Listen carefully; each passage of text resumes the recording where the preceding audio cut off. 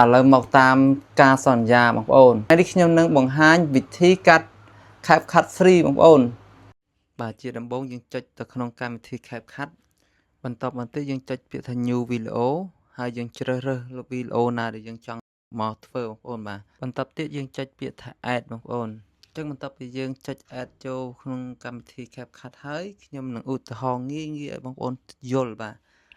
យើងឧទាហរណ៍ខ្ញុំកែវីដេអូ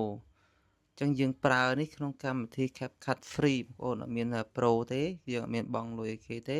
អញ្ចឹងយើងប្រើកម្មវិធី Free អញ្ចឹងយើងចុចទៅកែមុខអញ្ចឹងដំបូងយើងចុចទៅលើនេះបងប្អូនកន្លែងរូបភាពខាងលើដែលខ្ញុំចុចសញ្ញាហ្នឹងហើយយើងចុចអូសយករូបមនុស្សបងប្អូនរូបក្បាលមនុស្សមកហើយយើងចុចពាក្យថា Face អញ្ចឹងបងប្អូនចុចពាក្យ Face ហើយលក្ខណៈពិសេសនៅក្នុងវីដេអូនេះបងប្អូនទស្សនាជាមួយគ្នាថានេះកន្លែងនេះបងប្អូននៅពេលយើងចុចពាក្យ Face ហើយវាមានអូតូបងប្អូនឃើញសញ្ញាត្បូង Q ហ្នឹងបងប្អូនអាហ្នឹងមានន័យថាយើងប្រើមុខងារ Pro របស់គេហើយអញ្ចឹងយើងនៅពេលយើងកាត់តបន្តិចអត់អីយើងកាត់តច្រើនពេកបងប្អូននឹងលុបវីដេអូហ្នឹងកាត់សាថ្មីដោយសារយើងពិបាករាវដើម្បីលុបយកអាមុខងារ Pro ហ្នឹងវិញអញ្ចឹងណាអញ្ចឹងខ្ញុំឧទាហរណ៍ថាបើសិនយើងនេះបងប្អូនយើងកែរូបផងកែពលឺផងកែអីផ្សេងទៀតបងប្អូនកែទៅវាចំអាមុខងារ Pro យើងបានចាប់អារម្មណ៍បងប្អូនអាសញ្ញាត្បូងខាងលើហ្នឹងណា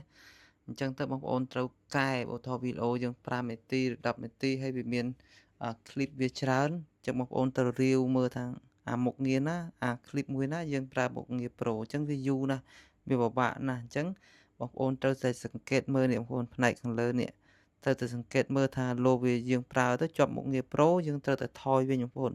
អូនអាចថយឬក៏ back ទៅគេហៅថា unuse បងប្អូន unuse យើងថយយើងប្រើវិញមកវានឹងត្រឡប់ទៅជាសភាពដើមវិញអញ្ចឹងយើងអាច export ចេញបានហើយបងប្អូនអញ្ចឹងបើគិតថាវីដេអូនេះល្អកុំភ្លេចចុច like share subscribe ដើម្បីទទួលបានវីដេអូថ្មីៗបន្តទៀតអរគុណជម្រាបលា